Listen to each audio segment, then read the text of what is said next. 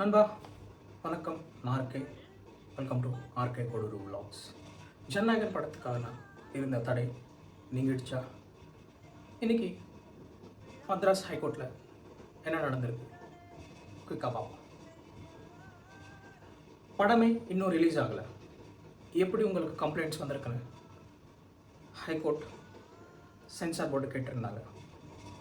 KVN production சைட்லேருந்து ஸ்ட்ராங்கான arguments வச்சுருந்தாங்க. வேர்ல்டு வைடாக 24 கண்ட்ரீஸில் இந்த ஜனநாயகன் படம் ரிலீஸ் ஆகுது.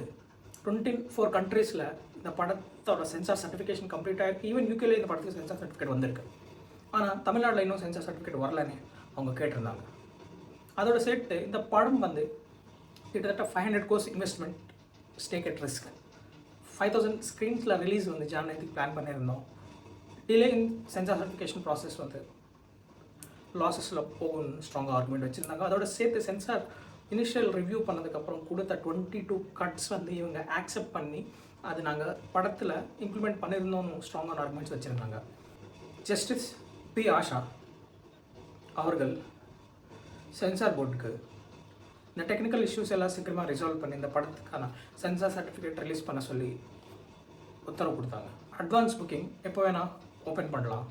So stay tuned guys. நல்லதொரு நாடு செய்வோம், அவற்றை நிச்சயம். நன்றி, வணக்கம்.